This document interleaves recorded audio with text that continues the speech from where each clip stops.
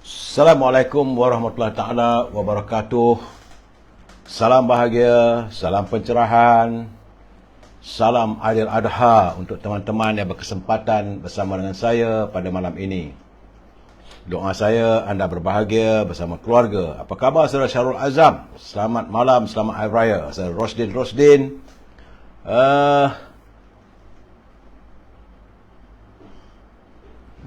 Saudara Fazil Yub, apa khabar saudara? Doa saya anda berbahagia. Saudara Sarip Sa'i. Kita juga dengan saudara Syukur Jamil. Apa khabar saudara? Saudara Zamari LC. Kita juga dengan saudara Yusuf Awang, saudara Muhammad Syahrul Abdul Karim, saudara Mustafa Ilyas. Apa khabar saudara? Doa saya anda sihat walafiat. Begitu juga dengan teman kita saudara Zainal Rashidin dari dekat Instagram, saudara Zai Aini, saudara Muhammad Puat, saudara Wan Muhammad Hakimi, Danish Hisham, saudara Abu Bakar Harun, saudara Muhammad Azmi Muhammad Ali. Apa khabar saudara? Jangan lupa like, share, subscribe. Yang saya pentingkan, yang saya harapkan daripada anda malam-malam raya begini saudara ya. Saudara Zairul Rashid, saudara Abdul Hamid, saudara Norzin, saudara Nordin dan saudara Niza Fikri. Ini teman kita di Instagram. Jangan lupa like, share dan subscribe ya. Saudara Awang Yusof, saudara Abdul Manap Talib, saudara Muhammad Hashim Muhammad Din, saudara Muhammad Noh, saudara Syahrul Azian, saudara Syahrul Azam, saudara Abu Bakar Harun, saudara Azman Adnan ya saudara, saudara Rahimi Arifin, saudara Samsul Abu Hassan. Salam Aidil Adha ya saudara Fakri Sani. Terima kasih. Ayam mahal. Kadang nak buat macam mana saudara? Kuih seruh. Apa khabar saudara Kamarudin Shah Abdin? Begitu juga saudara Azhar Tok Kaya. So Muhammad Arifin Ishaq, Wan Syahrudin, saudara Abdullah Abdul Manap, saudara Samsuri, saudara Jamlus, Puan Intan Azlinda, Erna Putri, saudara Kamarudin Syahari, saudara Arifin Abdul Halim, Harun, Anwar Abdul Hamid. Terima kasih saya mengucapkan anda semua salam Aidil Adha, maaf zahir dan batin ya. Saudara Yahya Amin, saudara Abdullah Abdul Manap, Wasyarudin, Zainal bin Raja Kamal Zazal Baizan. Apa khabar aku? Setengah petani macam mana sambutan Aidil Adha? Saudara Muhammad Dir daripada Kuantan, saudara Muhammad Hashim Muhammad Din daripada Bera Pahang, saudara Zailan Anggrek Rimba.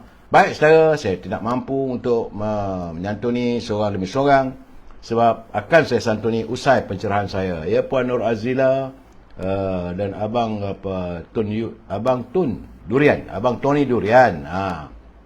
Nurliza Pampang Rantai Besi.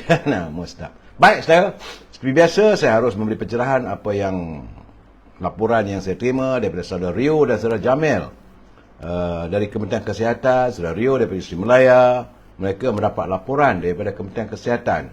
Hari ini hari Sabtu 9 Julai, hari yang ke-840 COVID-19 melanda negara kita. Dan malam ini saudara adalah malam Hari Raya Aidil Adha. Saya mengucapkan salam Aidil Adha, maaf zahir batin. Mungkin ada yang terkasar, mungkin ada yang tersentuh. Saya minta maaf saudara. Ya, saudara Ayub Muda, Abdul Rahman, Najid. Saya ni bila dah makan durian, makan lemang, terasa pula dah tua ni. Ya, saudara Ayub Muda, Puan Syarifah Hafifah.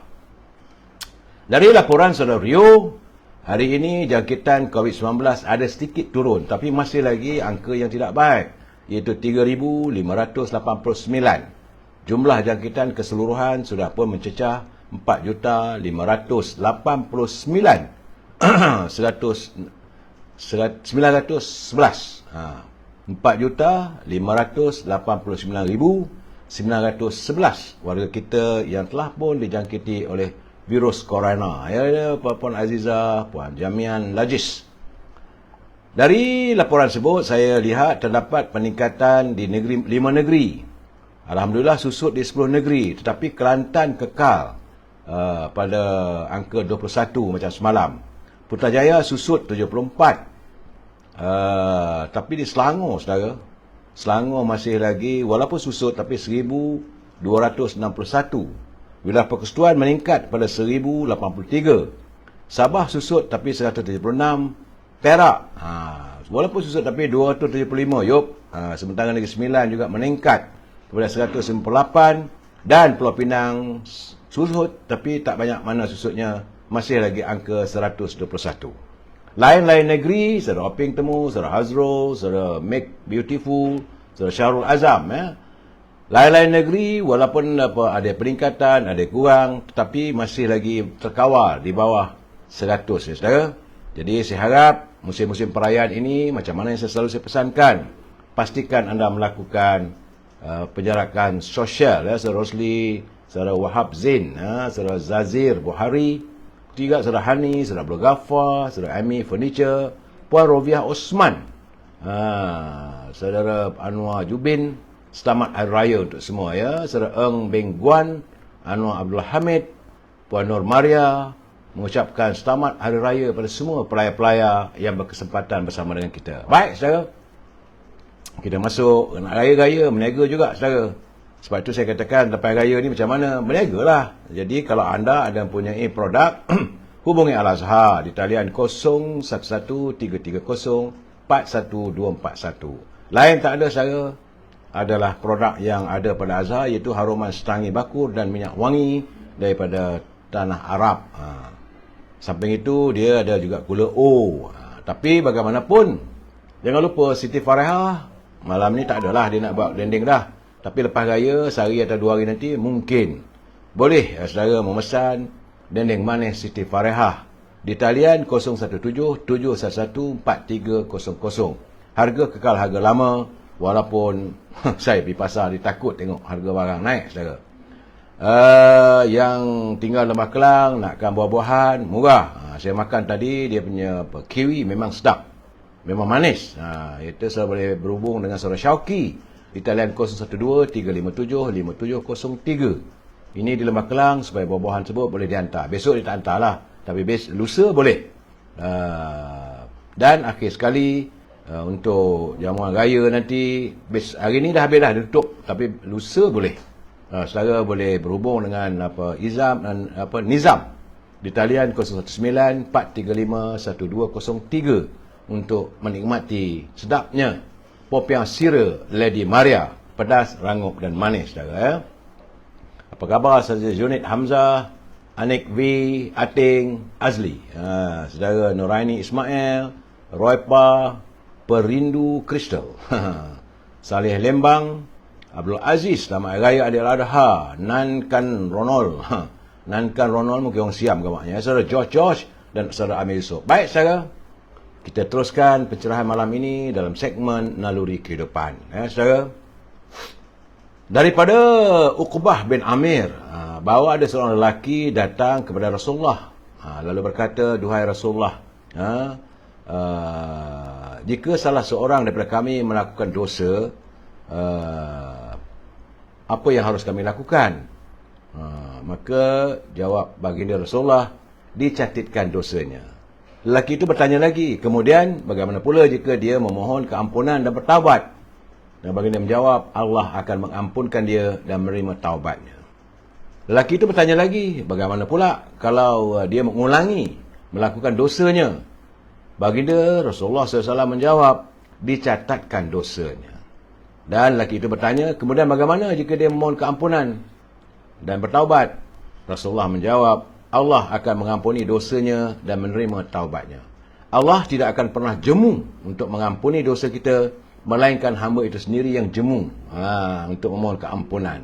Ini adalah riwayat At-Tabarani dalam Al-Khabir, hadis yang ke-751, hadis Hasan. Saudara, jadi kita dengan Allah SWT ni sempena malam Hari Raya Aidiladha. Saudara kita yang berada di Tanah Suci Mekah telah pun bergerak daripada Bumi Arafah menuju ke Muzdalifah. Eloklah untuk kita sentiasa memohon keampunan, bertaubat atas setiap kesalahan kita, sama ada kecil ataupun besar, saudara. Saudara Sajiput, saudara Afi Rozi, Nisa Yusuf, Abdul Aziz Rahman, Marabiah Abdullah, Jai Pijo, Nizam Ejam dan Aida Muhammad Yusof. saudara. Kita masuk segmen Mutiara Kata. Ini kiriman sahabat saya, Cikgu Hibil. Katanya, andai kita terbiasa, seandainya kita terbiasa dengan memberi maaf, pastinya diri kita berada dalam ketenangan dan kedudukan kita akan menjadi mulia di sisi Allah serta para hamba-Nya. Oleh itu, saudara, saya menggalakkan anda sentiasalah memberi maaf kepada mereka yang melakukan dosa pada kita, kerana kita akan dilihat mulia di sisi Allah. Kerana siapalah kita. Saudara. Baik, saudara. Dan seperti biasa, saya harus mengingatkan pimpinan negara, janganlah berbelanja tanpa had. Bimbang nanti, saudara, mid orbit. Bimbang kalau negara berbelanja tanpa had, maka kita akan menjadi muflis, saudara. Bicara kita malam ini, sempena dengan kaya korban, janganlah rakyat menjadi korban. Itu perbincangan kita malam ini sekitar itu, saudara. Jangan sekali rakyat menjadi korban. Ya, saudara Zakaria Maidu, Khamis Sabtu, Razali Stapa. Tahun ni Haji Akbar. Benar, saudara Syali Ahmad. Baik, saudara.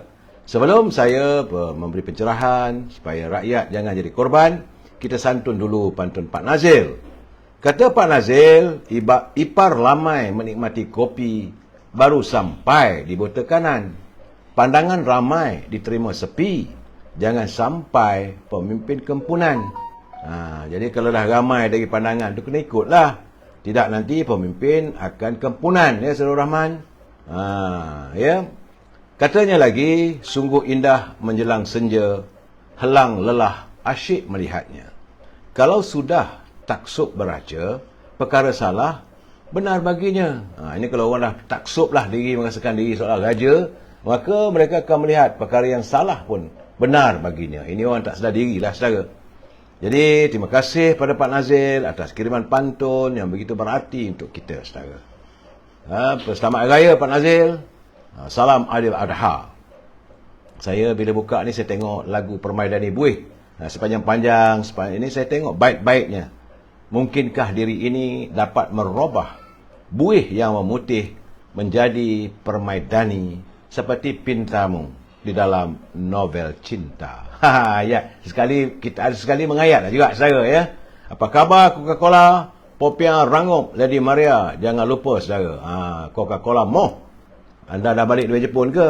Saudara Junaidi Hakim, saudara Syahril Hafizi, ya saudara. Hari ini sebelum saya beri pencerahan, saya harus memberi peringatan. Sebab tadi semalam saya tengok banyak mereka menyunting live saya dan dimasukkan dalam channel YouTube. Sesungguhnya saya nak nyatakan bahawa saya tidak bertanggungjawab atas sebarang suntingan yang dilakukan. Kerana saya tak mampu untuk meninjau ataupun melihat semua komen-komen maupun suntingan anda. Ingat saudara, ini pencerahan politik sekadar untuk memberi informasi dan kita berpaksi kepada kita mesti bersetuju untuk tidak bersetuju. We must agree to disagree. Jika ada sesuatu nak bercakap, nak menulis, tulislah. Gunakanlah bahasa yang baik-baik, bahasa yang harmonis, kerana kita warga cinta damai. Saya juga yakin anda semua sudah pun sampai di destinasi bagi mereka yang balik kampung. Mudah-mudahan selamat perjalanan pergi dan balik, saudara. Dan hari ini cuaca memang panas. Sepanas hati melihat harga barangan di pasaran, saudara. Panas, saudara. Panas yang membara. Terasa tercabar kelakianku ini.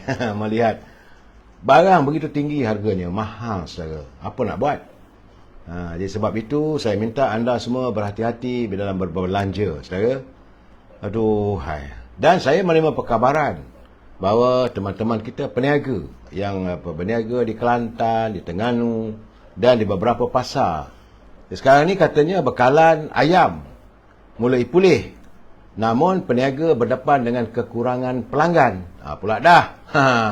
Kerana pelanggan begitu menurun sehingga 70% berbanding hari-hari sebelum krisis ayam. Antaranya seorang peniaga, saudara Munshi Muhammad Nuri, dia kata keadaan jualan merosot berlaku sejak kekurangan bekalan ayam yang melanda negara mulai bulan lalu. Sekarang ini katanya walaupun ayam je banyak, tapi dia cuma dapat mampu menjual sekitar 30 ekor saja. Artinya harga dah naik, bukan harga lama, saudara. itulah keadaannya bila keadaan harga yang tak terkawal, yang terkesan juga adalah peniaga. Jangan salahkan pembeli. Pembeli pun sekarang ni bertambah kurang mampu lagi. Dan saya mendapat laporan sejak semalam, saudara, deretan lori dan truk Hilux. Ini satu hal, saudara, yang pergi ke Baling. Mereka datang dari seluruh negara, membawa makanan, membawa peralatan untuk didermakan kepada mangsa di Baling.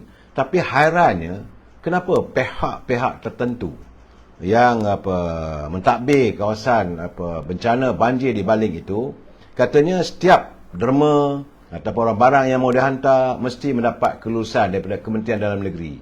Saya gering kepala lah. Sekarang ni saudara nak bagi derma pun kena dapat kelulusan. Macam mana? Warga kita yang terpanggil kerana mereka prihatin, bersimpati, empati pada warga di Baling untuk memberi derma bakti. Mereka bawa kereta, bawa Hilux, bawa lori, terus pergi ke Baling. Datang daripada Johor, datang daripada Pahang, daripada Selangor, yang ingin memberi derma berupa beras, makanan dan macam-macam. Tapi rupanya terpaksa tak boleh masuk kawasan tersebut kerana mesti mendapat kelulusan daripada Kementerian Dalam Negeri. Saya harap agar mereka yang bertanggungjawab ini memikirkan sebaik mungkin. Janganlah disekat. Biarlah orang nak bagi derma. Bagi saya lah, orang nak datang, nak bagi derma, terimalah. Apa yang ada masalahnya? Bukannya bawa dadah, bukannya bawa bahan yang salah. Tengok apa benda okey, derma, hantar. Mungkin mereka, ataupun wujudkanlah pusat serenti, di mana semua bahan-bahan tersebut dia longgukkan di situ. Boleh juga. Ini katanya tak boleh masuk, kena dapat kelulusan daripada Kementerian Dalam Negeri pula. Dah. Aduh, saya tak tahulah. Lepas satu-satu. Dan pada itu, saya mendapat laporan aliran trafik yang keluar daripada Lembah Kelang daripada semalam lagi. Selalu memanglah hari Jumaat jam, saudara. Tapi bagi mereka yang nak pulang hari raya di kampung, terutama di Pantai Timur dan Utara, masih tinggi dan berterusan sehingga petang tadi. Semalam awal pagi ni memang ramailah mula pulang ke kampung. Di Lebuh Raya Kuala Lumpur Karak, arah Pantai Timur, kesesakan lebih 22 km dilaporkan berlaku dari Plaza Tol Gombak hingga ke kilometer 42.2 laluan Gombak ke Bukit Tinggi. Dah dekat sampai Genting tu. Panjangnya memanglah, saudara, Hari Aidiladha ni disambut meriah oleh warga kita di Pantai Timur, khususnya di Kelantan.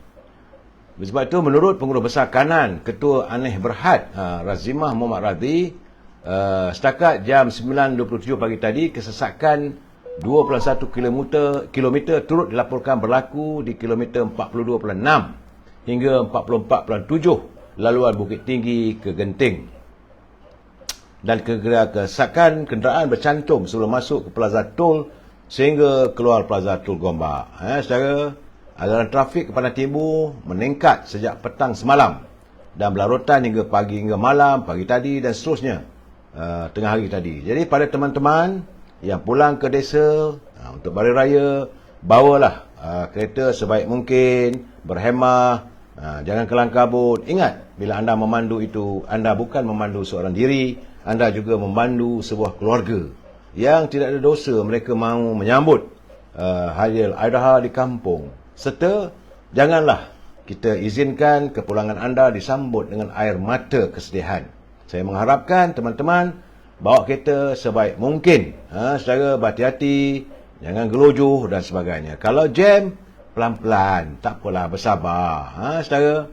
Dan kabarnya juga ini berlaku di Lebuh Raya Utara Selatan, daripada Bukit Kayu Hitam sampailah ke Johor.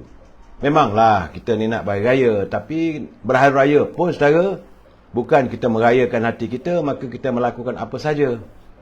Jadi berhati-hati di jalan raya. Ingat, saudara, saudara memandu, banyak nyawa-nyawa yang berada. Jangan oleh kesilapan kita, kerana hati kita yang membara nak gembira sangat, tak sabar-sabar, akhirnya menjadikan korban air mata, saudara. Baik, itu tentang Lebuh Raya, sambutan Hari Raya. Cuma saya masih lagi terkesan. Dan Alhamdulillah, pihak polis telah pun menahan 5 individu, termasuk pemilik sebuah agensi pelancongan semalam, yang dipercayai terbabit dalam kes sekitar 400 individu yang ditawarkan pakej haji, tapi terkandas di lapangan terbang KLIA. Menurut Ketua Polis Daerah Wangsa Maju, Superintendent Asy'ari Abu Samah, 2 lelaki dan 3 wanita berusia 30 hingga 60 tahun telah ditahan dalam serbuan di Ibu Negara kira-kira jam 9 malam tadi. 5 individu yang tahan itu membabitkan pemilik agensi pelancongan berkenaan serta isterinya, seorang ejen serta 2 pekerja di agensi yang terbabit di mana pejabatnya terletak di Danau Kota. Saya lain kali kalau ada daripada Danau Kota ke yang menawarkan tawaran pakej haji tahun depan, kena selidik hati-hati. Ya, Saudara Abdullah, Saudara Roslan, Saudara Anna Zack, Paduka Damak, Saudara Abdul Arifin, Saudara Rosma Abu Yamin, Musa Manok, dan 4 tulang kering, saudara. Salam Aidiladha, saudara. Dan menurut Superintendent Asy'ari, pihak polis telah pun mengambil keterangan mereka di Ibu Pejabat Polis Daerah IPD Wangsa Maju bagi membantu siasatan. Menurutnya, sebanyak 23 laporan polis telah diterima di Kuala Lumpur berhubung kes terbabit.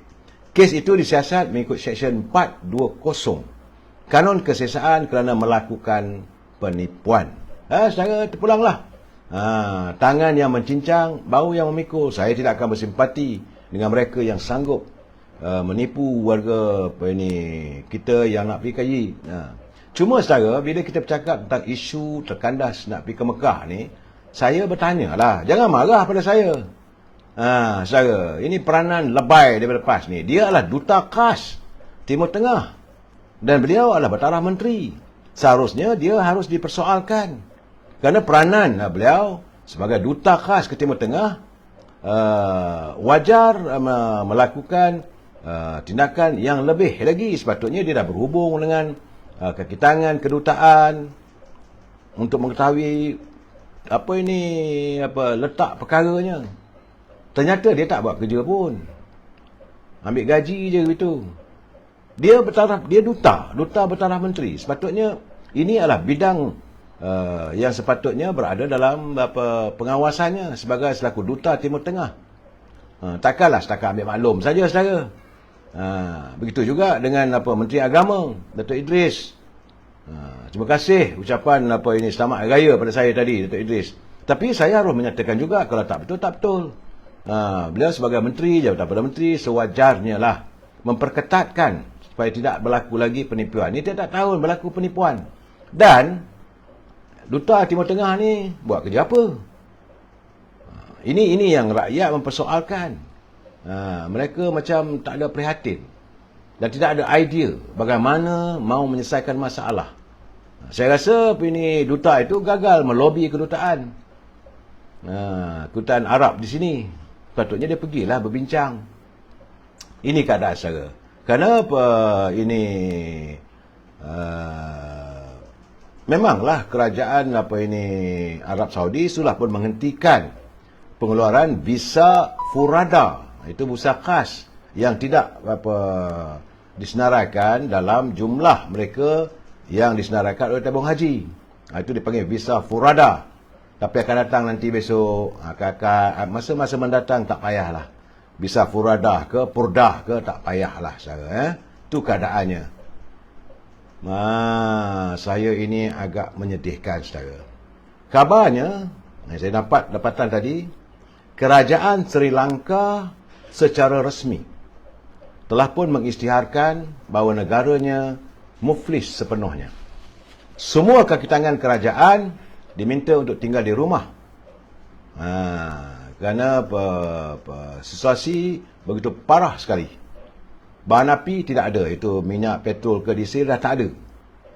Malahan dijangka bahan api itu hanya akan sampai ke Sri Lanka sekitar pada 22 Julai.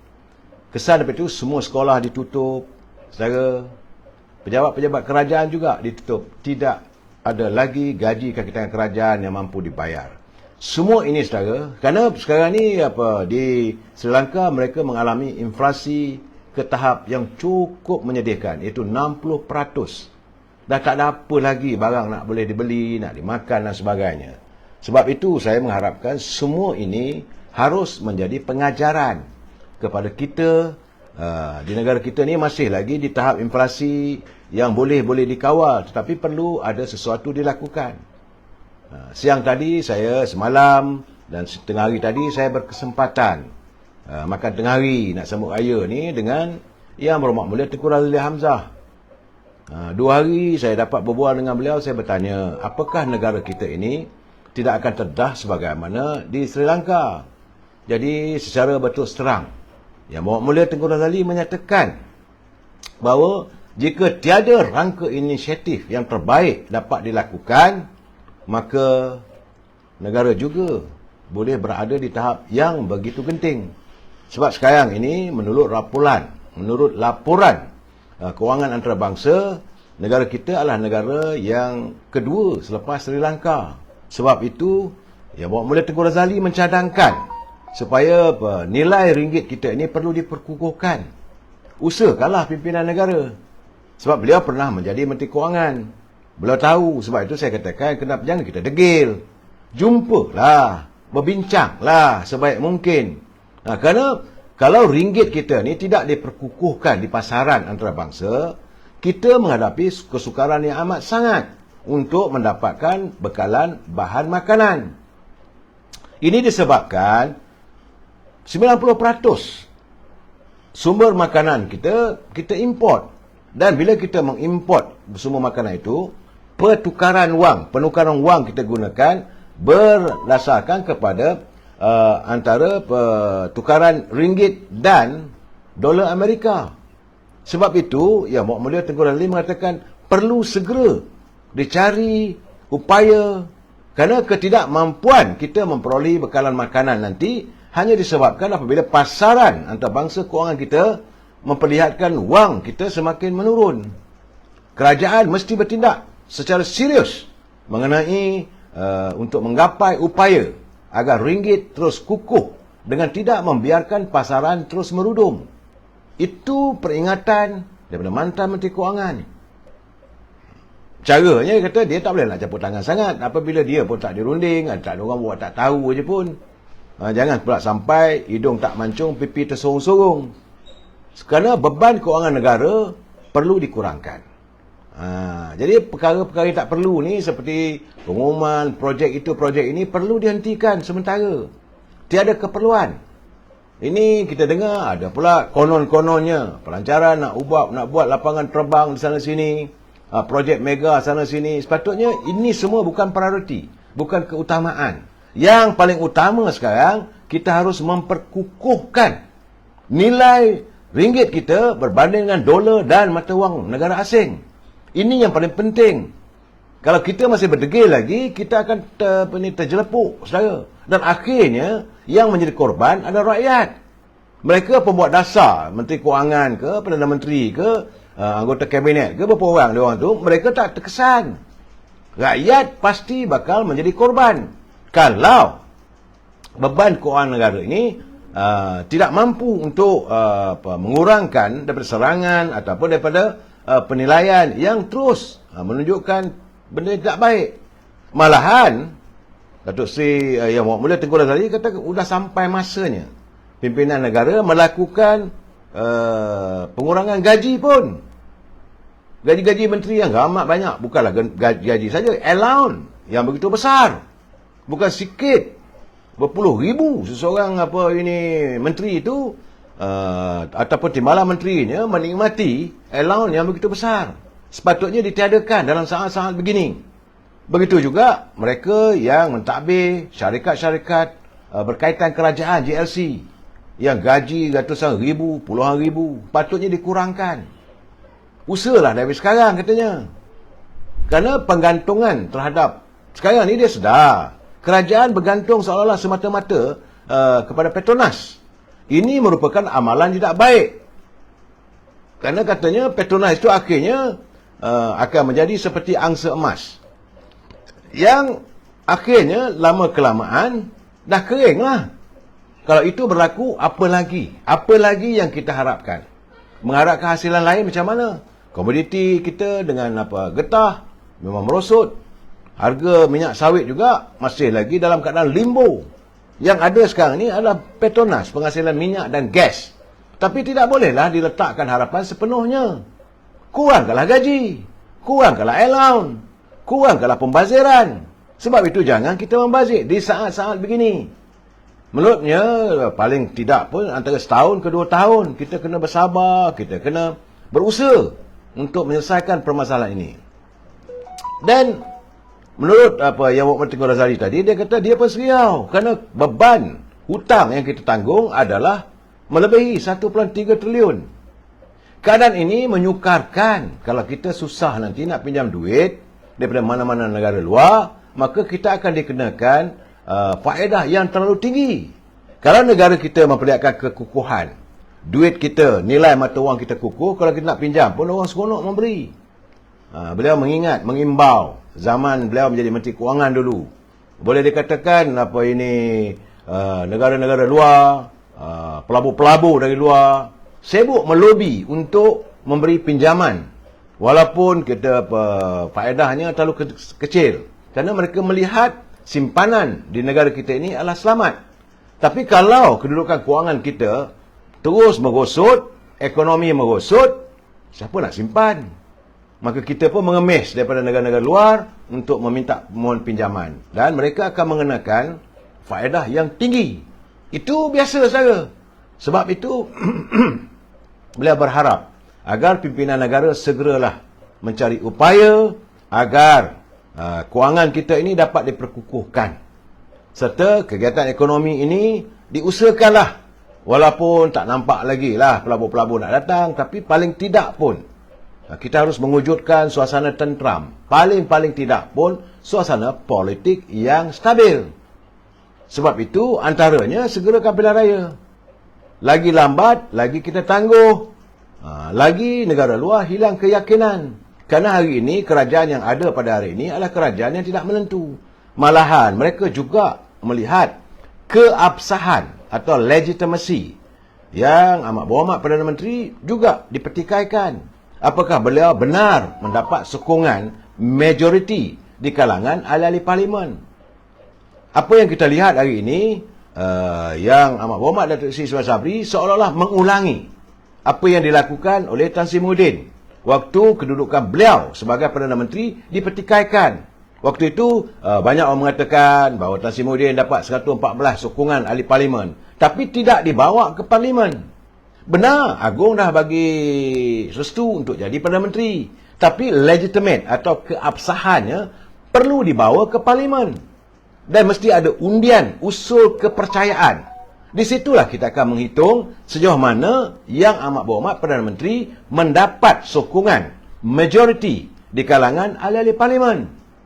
Selagi ini tidak dilakukan, negara luar juga sangsi. Kerana sejarah telah pun terbukti bagaimana Tan Sri Muhyiddin waktu jadi Perdana Menteri untuk dilihat seolah-olah mengelak untuk menghadapi usul undi kepercayaan. Bukan undi tak percaya saya, undi kepercayaan. Dia seorang Perdana Menteri selepas saja dinobatkan dan direstui oleh istana untuk menjadi Perdana Menteri, dia kena pergi ke parlimen mendapat pengesahan bahawa dia memperoleh majoriti di kalangan ahli-ahli parlimen. Kita sekarang ni ada lebih kurang 220. Sekurang-kurangnya dia kena ada 112. Barulah dia dianggap sah, sahih mendapat sokongan majoriti. Selagi tidak dilakukan perkara itu, selagi itulah legitimate ataupun keabsahannya sebagai Perdana Menteri dipertikaikan. Dengan keadaan suasana politik yang tidak menentu. Lagilah orang tak sudi datang ke negara kita ini untuk melabur. Saudara Yusmi, saudara Ibn Sam, Anti, Zuraidah Daud, Efa, Nohayati. Saya memberi pencerahan ini hasil perbincangan saya semalam tadi dengan Muhammad Tengku Razali. Orang begitu faham, orang yang begitu memahami pentadbiran negara, bagaimana seharusnya dilakukan.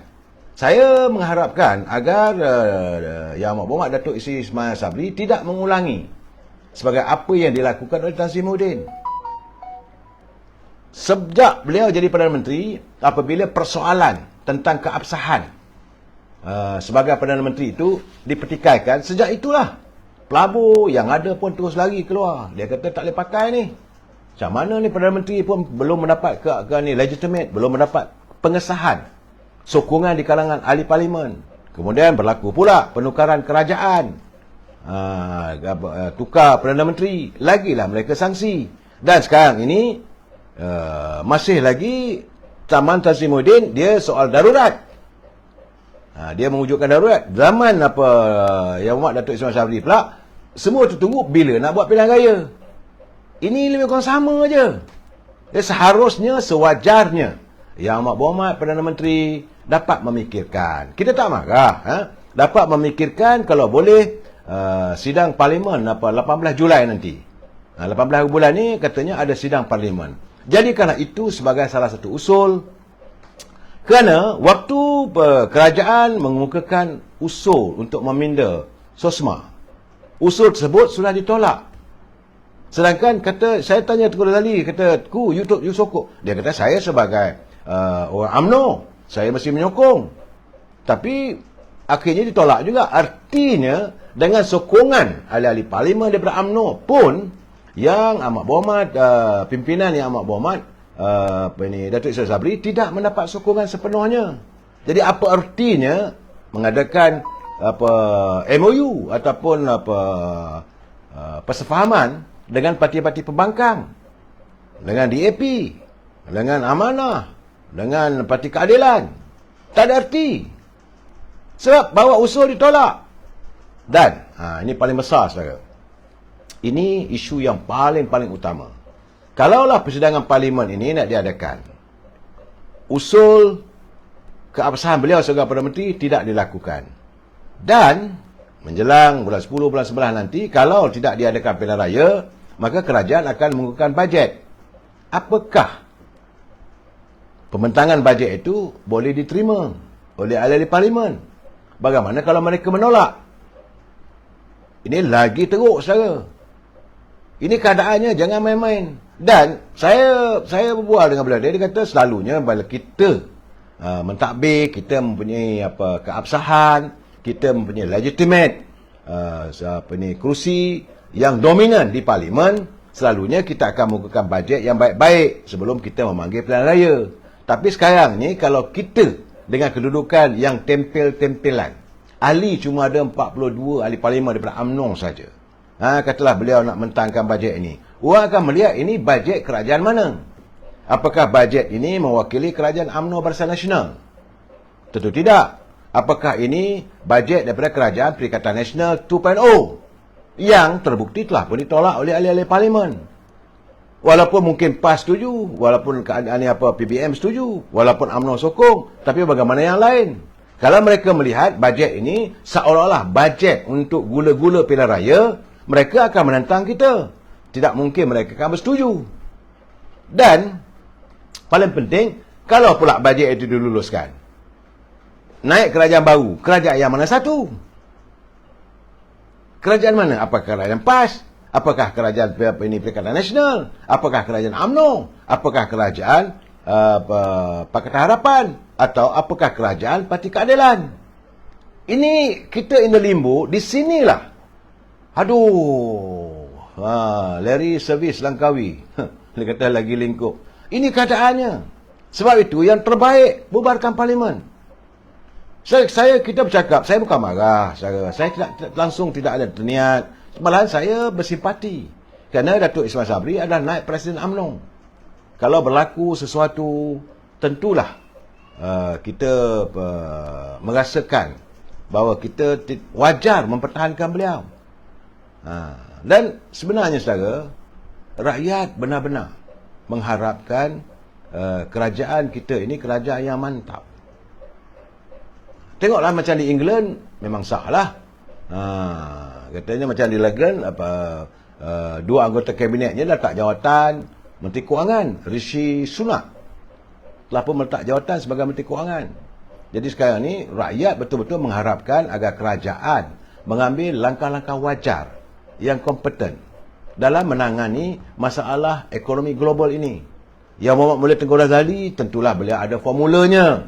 Sebab jangan lupa, beliau bersama-sama dengan almarhum Tun Razak, bersama-sama dengan almarhum Tengku Brahman, bersama-sama dengan Tun Hussein On, mengembeling ekonomi negara kita. Waktu itu kita baru merdeka. Ekonomi yang bukan rapuh saja, yang tak ada di mana-mana pun. Teraba sana, teraba sini. Mampu kita memperkukuhkan dan diberikan kepada Dr. Mahathir untuk mentadbir negara di saat ekonomi sudah pun bersemarak. Saya cakap terus terang, bertanya dengan dia, Tengku, sebenarnya ekonomi negara kita ni kukuh zaman bila? Dia kata zaman Tengku Brahman susah. Memanglah pasca kemerdekaan. Pinjam sana, pinjam sini. Zaman Tun Razak kita meminjam daripada Bank Dunia, Bank Pembangunan Dunia. Tambah-tambah lagi kita nak mewujudkan pertanian, iaitu Felda. Banyak kita pinjam daripada Jepun, daripada negara China, daripada negara Amerika, daripada England, ya. Itu zamannya. Kemudian dapatlah rasa sedikit kelegaan zaman Tun Hussein On. Tapi malangnya berlaku krisis politik. Sebab itu Tun Hussein On, Allahyarham Tun Hussein On, memang dia kata dia tidak percaya dengan Dr. Mahathir. Kerana waktu beliau jadi Perdana Menteri dan dilantik Dr. Mahathir sebagai timbalannya, beliau merasakan Dr. Mahathir lah orang yang bertanggungjawab, memalukannya. Meminta supaya Allahyarham Sulaiman Prasin menentang Tun Hussein On, sehingga membuatkan beliau letak jawatan. Saya berbual dengan Tengku tadi, saya tanya dengan dia, aku boleh tak cerita sikit peristiwa apa yang berlaku sebenarnya? Rakyat nak tahu. Dia kata waktu itu ekonomi negara sudah pun bergerak. Orang sudah melihat negara kita ini antara negara yang sesuai untuk menerima pelaburan dari negara luar.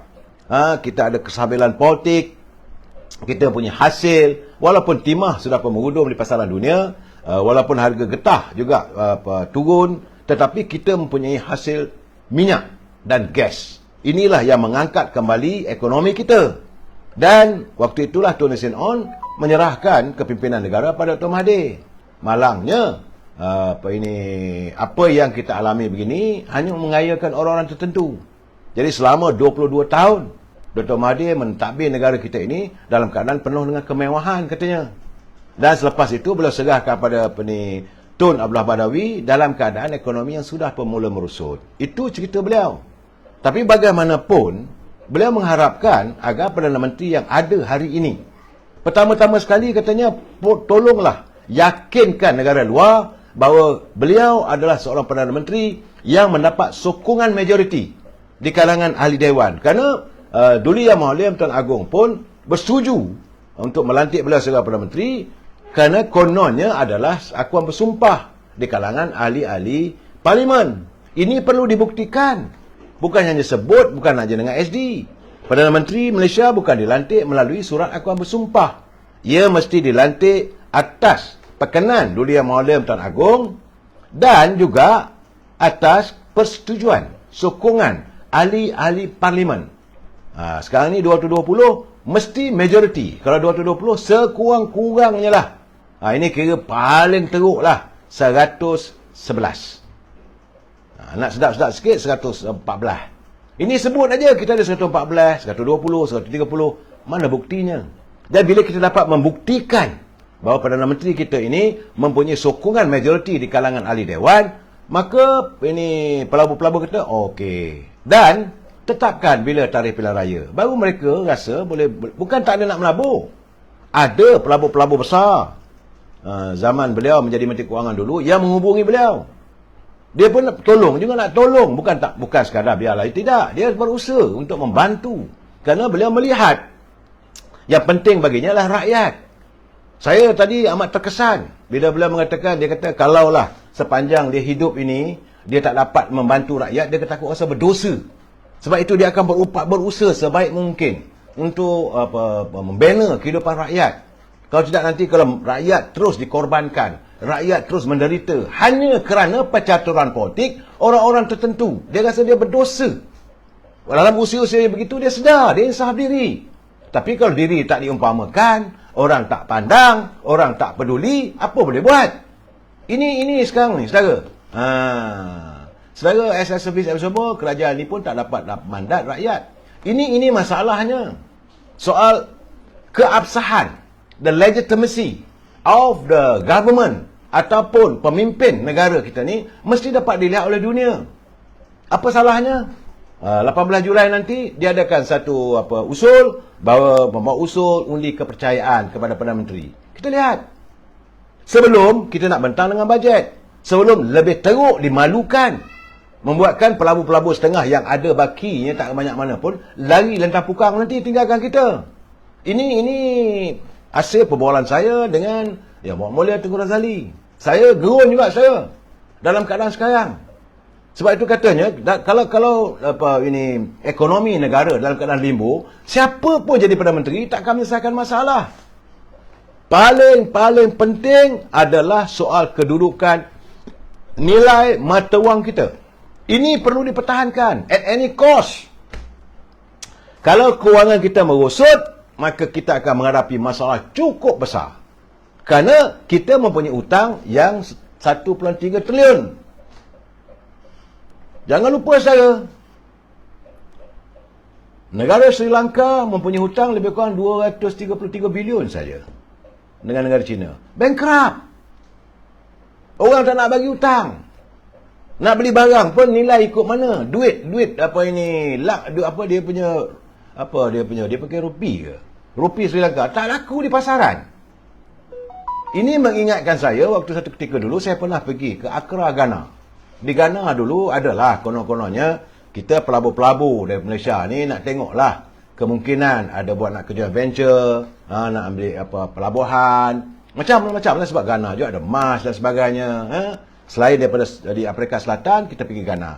Jadi saya pergi bawa duit dolar Amerika sampai ke Ghana, tukarlah. Nak keluar daripada Ghana, saya nak tukar balik dengan dolar Amerika, dia tak boleh.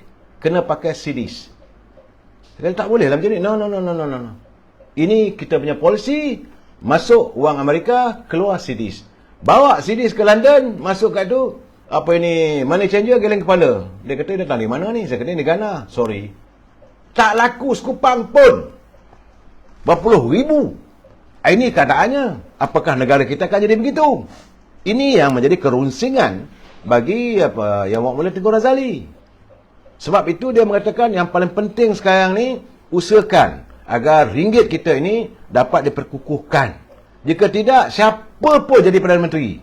Datanglah Datuk Seri Anwar Ibrahim ke, Datuk Seri Najib ke, dalam keadaan begini, memang keadaan yang tersasar. Tambah-tambah lagi kalau kedudukan politik yang tidak stabil. Ini yang paling penting. Saudara, kestabilan politik itu yang dimaksudkan. Kita harus mewujudkan kestabilan politik. Saudara seli-seli, apa yang tak telus? Saya tak tahu apa yang saudara maksudkan yang tak telus. Dia bukan soal telusnya. Telusnya, you kena pergi ke Parlimen. Di Parlimen, buat usul undi kepercayaan. Baru telus. Barulah orang percaya, baru orang yakin Perdana Menteri kita ini mendapat keabsahan ataupun legitimate. Barulah, okey, politik Indonesia, Perdana Menterinya, kalangan ahli Parlimen, mendiri teguh di belakang Perdana Menteri. Ada kekuatan, ada sedikit kestabilan. Dan, dia pun dah buat pengumuman, mungkin tahun depan, untuk mengadakan pilihan raya. Okeylah. Tak ada masalah. Di samping itu, bajet pula nanti boleh diluluskan. Tapi kalau bajet tidak lulus, maka dengan sendirinya kerajaan itu tumbang.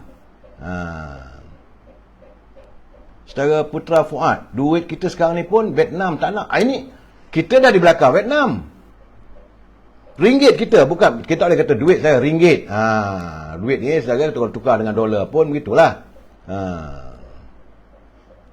Saudara Ahmad Long, Zahid Anwar lawan Najib. Tak usah kita bercakap soal siapa lawan siapa lah. Saya bual dengan Muhammad Tengku Razali. Kataku macam mana keadaannya politik ini. Inilah keadaannya. Macam perangai budak-budak. Orang ni berbalas sana, orang ni berbalas sini. Yang matlamat utamanya tu, ekonomi. Sebab itu saya 5-6 malam dulu saya kata Perdana Menteri, panggillah, berbincanglah dengan pakar-pakar ekonomi. Tengku Zafrul, jangan tunjuk pijak. Anda hanya pegawai bank. Dari segi soal keuangan bank bolehlah.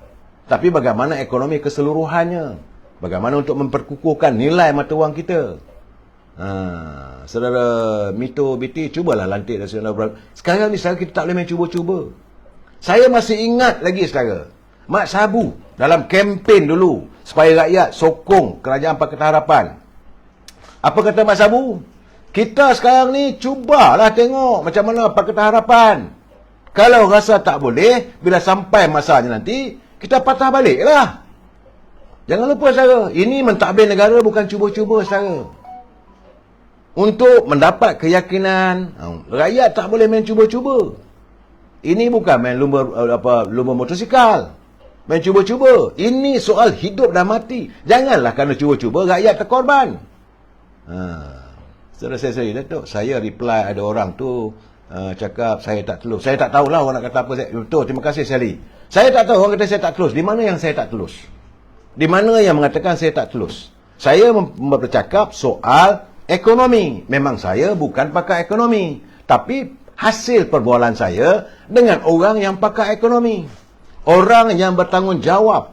Bagaimana untuk mengembali balik yang orang katalah London downgrade. Sebenarnya antara Tengku Razali dengan 2-3 orang yang saya akan cerita satu masa nanti. Bagaimana kita mampu, bukan Dr. Mahathir. Bukan. Yang melakukan London downgrade yang dianggapkan sebagai rampasan kuasa waktu subuh di London. Kecoh satu stock market, satu England. Semua surat khabar mengatakan bahawa stock market England ditawan oleh negara kecil yang pernah dijajah oleh England, iaitu Malaysia. Apabila kita dapat mampu mengambil balik syarikat Guthrie dan Sam Derby. Ini kejayaan beliau. Ini cara beliau macam mana mencaturkan soal ekonomi. Dan semua itu masih ada lagi sebab memang dia belajar soal ekonomi.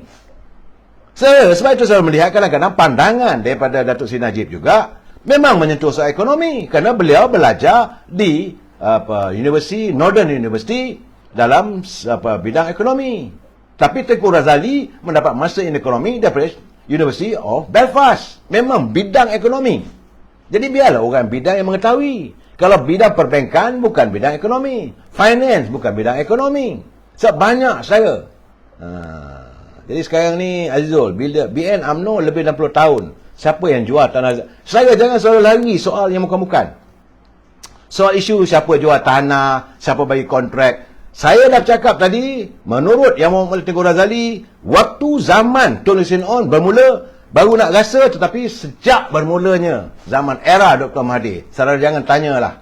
Memang itulah zamannya, soal jual tanah ke, cari projek ke, orang Melayu semakin terpinggir. Sedangkan era Tun Razak, kita mewujudkan dasar ekonomi baru. Supaya kek negara ini dapat dirasai bersama. Era Tun Razak berusaha untuk tanah-tanah yang hutang rimba itu diterokai oleh warga bangsa kita. Tidak mungkin zaman itu dia akan menjual tanah-tanah Melayu. Ini berlaku zaman Dr. Mahathir. Saya malah nak pinpoint lah. Memang waktu itu beliau memimpin parti UMNO. Tapi kalau saudara mengatakan UMNO yang melakukan benda itu, salahlah.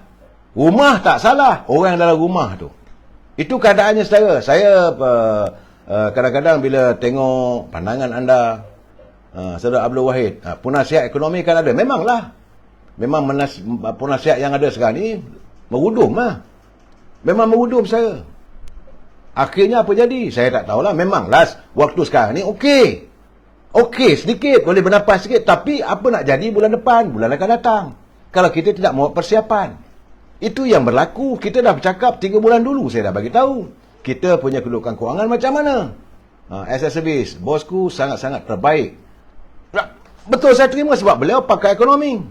Dan beliau adalah menjadi timbalan menteri kepada Yang Muhammad Tengku Razali Hamzah. Dan kita jangan lupa lah semua itu. Saya nak cerita pada anak muda yang kadang-kadang mereka mengatakan Tengku Razali itu bukan zaman dia dah sekarang. Orang dah usia dah lewat. Jangan saudara. Waktu saat masih boleh kita gunakan, gunakanlah.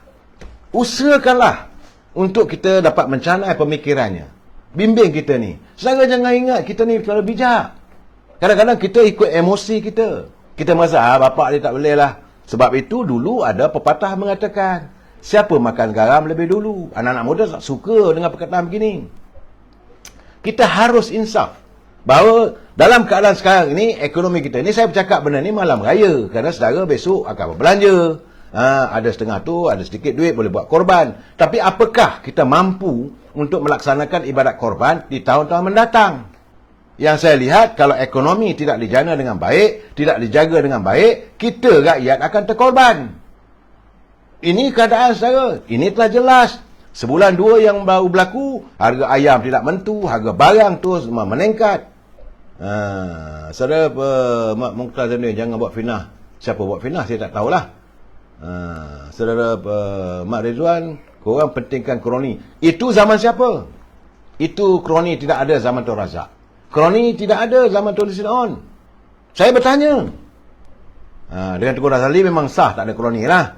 Memang tak ada kroni. Sebab saya pernah berjumpa, saya pernah berbual dengan almarhum adiknya. Dia kata, Datuk, sokong sangat Tengku Razali, bukan boleh tolong you nanti. Saya kata, kenapa? Dia kata, saya sendiri pun kontrak saya dibatalkan.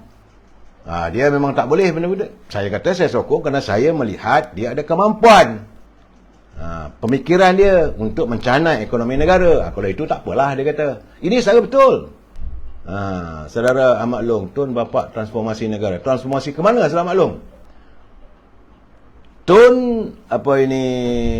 kalau Tun Razak, yes, kita transform. Tapi kalau Tun Dr. Mahathir, bagi saya tak tahulah. Yang merubah dasar ekonomi baru kepada dasar pensuasaan. Akhirnya negara kita memang pada waktu itu tak terasa. Kalau kononnya orang ni kaya, stock market tinggi semua, akhirnya boom. Ini keadaannya. Saudara tak boleh lah, Saudara Salahuddin, bukanlah saya calon Perdana Menteri, tak boleh.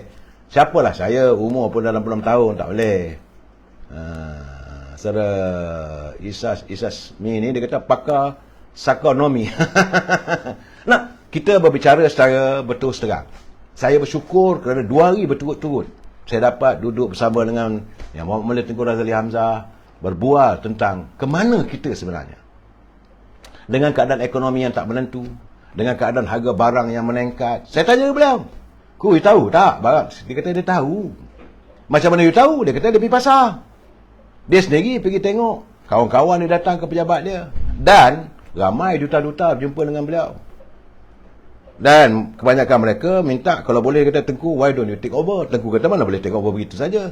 Kita mengamalkan negara demokrasi.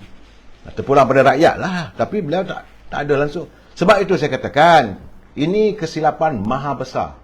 Inilah harga yang terlalu tinggi yang perlu dibayar oleh rakyat apabila peristiwa 20 Ogos lalu. Saat sepatutnya 6 pemimpin besar UMNO jumpa Tengku Razali, waktu saat kita nak tarik sokongan dan melihat negara dah teruk dah zaman Muhyiddin. 6 pemimpin negara, who are they? Datuk Sri Najib, Datuk Sri Zahid, Datuk Man Hassan, Datuk Ashraf Wajidi, Datuk Zamri Abdul Kadir, dan juga Datuk Datuk Johari Ghani, Datuk Ahmad Maslan berjumpa minta supaya Tengku, why not kita nak tarik sokongan daripada Tan Sri Muhyiddin sebagai Perdana Menteri, dah tak boleh dah ni. Jadi kami melihat dalam keadaan begini, ambillah. Bagaimana kalau kami mencadangkan Yang Mulia Tengku sebagai Perdana Menteri. Kemudian Tengku perbaikilah ekonomi. Kalau tidak kita teruk ni. Itu yang saya katakan, tubuhkanlah war cabinet. Bulan Ogos lepas, tiba-tiba waktu malam besoknya berubah segala-galanya. Malam 20 Ogos segala-galanya merubah. Apabila ada tangan-tangan gaib yang mereka ada kepentingan mereka. Mereka nak jadi menteri. Mereka nak, mungkin ada projek, mungkin begini. Maka dirobak. Apabila berubah keadaan begitu, tak adalah. Tengku Razali tak ada apa. Dia kata, saya tak ada masalah. Saya tak ada masalah, dia kata. Untuk hidup saya seorang diri, dia kata. Nak kata kroni, saya tak ada anak. Tak ada apa pun, saya akan kembali. Sebagaimana yang, dia kata, saya dia kata, Datuk dah cakap, you come out to this world, you are crying, so you go back nanti, you should laughing. So dia kata, saya boleh. Tapi saya khawatir. Saya takut. Kerana kita akan meninggalkan suasana yang tidak baik kepada ekonomi untuk anak cucu kita masa depan. Ini yang ketakutan kita. So saya tanya berapa lama? Dia kata untuk memulihkan balik keadaan suasana sekarang ni, kita memerlukan sekurang-kurangnya 2 tahun. Tapi dia kata untuk setakat 6-7 bulan tu adalah caranya, dia kata. Paling tidak pun untuk dipertahankan supaya harga barang tidak meningkat yang bukan-bukan. Kemudian barang-barang masih ada di pasaran. Ringgit kita dapat diperkukuhkan. Kita boleh membuat persiapan untuk menghadapi serangan ekonomi dunia yang kita tak tahu lagi. Perang masih lagi Ukraine Russia. Kita tak tahu lagi macam mana di England. Kita tak tahu macam mana di Amerika. Inilah yang dizahirkan oleh Yang Mulia Tengku Razali, kebimbangan beliau. Apakah kita akan menyediakan generasi akan depan? Dia kata, Datuk punya cucu macam mana? Saya kata, Patik tengok cucu Patik pun sedih juga aku. Apakah mereka dapat nikmat apa yang pernah Patik nikmati? Sebab keadaan sekarang ni yang begitu in the limbo. Ini cakap terus terang saudara. Jadi sekarang ni mesti diselamatkan. Saya cuma berharap balik daripada ini Turki, daripada semua tu, janganlah kalangan menteri-menteri yang ada tu besar punggung, merasa anda pandai. Terbukti anda tidak gagal. Jumpalah dengan Tengku Razali. Ini pandangan saya. Apa salahnya? Orang kata ular menyusul bawah akar, tak hilang bisanya. Dah dulu pun dah bersetuju. Beliau sementara waktu ini untuk memulihkan negara, peganglah jawatan Perdana Menteri 6 bulan, lepas tu buat pilihan raya. Dia pun beritahu kat saya, dia bukan nak menukar dada. Saudara Tuan Tanah Kedaung, Datuk Seri Anwar Ibrahim dan Kuli terbaik. Ini yang terbaik. Alangkah baiknya kalau negara kita dipimpin oleh Tengku Razali, Anwar Ibrahim dan Datuk Seri Najib. Apa masalah? Demi lestari kehidupan rakyat. Bukan soal diri kita, bukan memenuhi ego kita, bukan soal memikirkan tembolok kita. Ini perlu disedari oleh kalangan mereka yang berada di anjung kuasa. Selamat Hari Raya besok. Doa saya, janganlah rakyat dikorbankan. Wabillahi taufiq wal hidayah. Assalamualaikum warahmatullahi wabarakatuh. Selamat malam.